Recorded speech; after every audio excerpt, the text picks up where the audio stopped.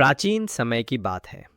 भारत के एक शांत हरे भरे गांव में एक जिज्ञासु बालक अर्जुन रहता था। उसमें ज्ञान पाने की तीव्र इच्छा थी, लेकिन उसे ये समझ नहीं आ रहा था कि वो किस गुरु के पास जाए। गांव में कई गुरुओं के नाम प्रसिद्ध थे, लेकिन हर कोई अपने गुरु को श्रेष्ठ बताता। अर्जुन को ये जानना था कि सच्चा गुरु कौन होता है। एक दिन अर्जुन ने अपने पिता से पूछा, पिताजी, मुझे शिक्षा लेनी है, लेकिन मैं समझ नहीं पा रहा कि किस गुरु के पास जाऊं। पिता मुस्कुराए और बोले, गुरु ढूंढना आसान नहीं बेटा। एक सच्चे गुरु को पहचानने के लिए खुद की आंखों को खोलना होता है।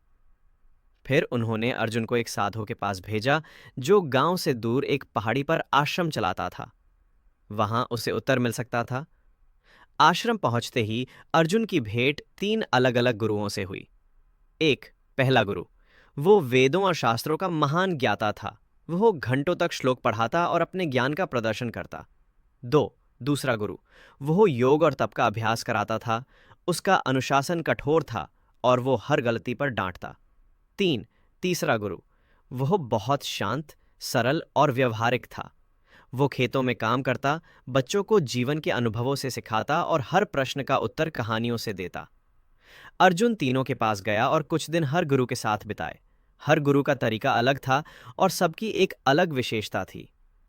पहले गुरु के पास जाकर अर्जुन ने सोचा, ये तो बहुत ज्ञानी है, लेकिन मैं उनकी बातों को पूरी तरह समझ नहीं पाता। दूसरे गुरु ने उसे कठोर अनुशासन में बांधा, पर अर्जुन का मन घबराया। तीसरे गुरु के पास जाकर अर्जुन को लगा जैसे कोई माँ की तरह उसे समझा रहा हो। कहानियों में ज्ञान छिपा हुआ था और सवाल पूछने की पूरी आज़ादी थी। परंतु अर्जुन अब भी तय नहीं कर पाया कि सच्चा गुरु कौन है। वह उलझन में था। एक दिन आश्रम के प्रधान गुरु ने सभी विद्यार्थियों को एक एक करके बुलाया और उनके साथ एक यात्रा पर भेजा। सभी को एक थैली दी गई जिसमें चावल, एक लोटा पानी और एक लकड़ी की मूर्ति थी। उन्हें कहा गया, 3 दिन जंगल में बिताकर आओ और इस मूर्ति को एक सच्चे शिष्य की तरह संभालो। अर्जुन भी उन छात्रों में था। पहले दिन तो सब ठीक रहा, लेकिन दूसरे दिन तेज बारिश हुई। भोजन भी समाप्त हो गया। तीसरे दिन अर्जुन के पास बस थोड़ा पानी और कुछ चावल बचे थे। अर- अर्जुन ने देखा कि एक भूखी बकरी पास आकर उसकी थैली को चाट रही है। उसे लगा कि अगर वो बकरी को चावल दे दे तो वो जीवित रह सकती है। उसने सोचा, अगर मैं अपनी मूर्ति को बचाने के चक्कर में एक जीव की जान जाने दूं, तो ये कैसा धर्म।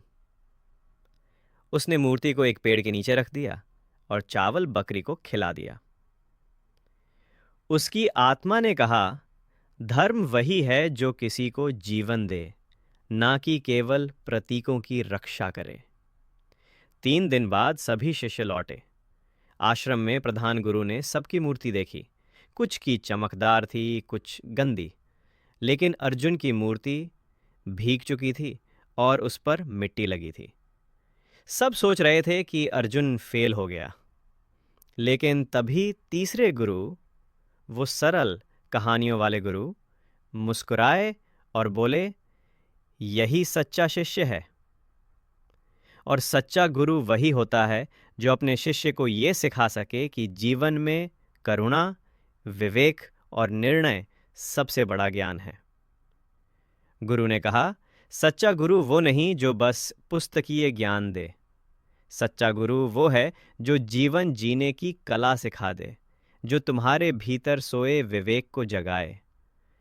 अर्जुन ने सिर झुकाकर कहा, मैंने सच्चे गुरु को पा लिया। और वो तीसरे गुरु के चरणों में बैठ गया। निष्कर्ष, अर्जुन ने ये सीख लिया कि गुरु वही नहीं जो सबसे अधिक ज्ञान रखता हो, ना ही वो जो सबसे अधिक अनुशासित करे, बल्कि वो है जो तुम्हारे मन को, आत्मा को छू सके, तुम्हें अच्छा इंसान बना सके। क्योंकि एक सच्चा गुरु केवल ज्ञान नहीं देता, वो जीवन को दिशा देता है। शिक्षा। सच्चा गुरु वो होता है जो तुम्हारे भीतर छिपे प्रकाश को पहचान कर उसे जगाने में सहायता करे, जो तुम्हें स्वतंत्र रूप से सोचने, समझने और निर्णय लेने की शक्ति दे, ताकि तुम जीवन के हर मोड़ पर सही राह चुन सको। ऐसी और भी मोटिवेशनल स्टोरी के लिए चैनल को सब्सक्राइब एंड वीडियो को लाइक करें।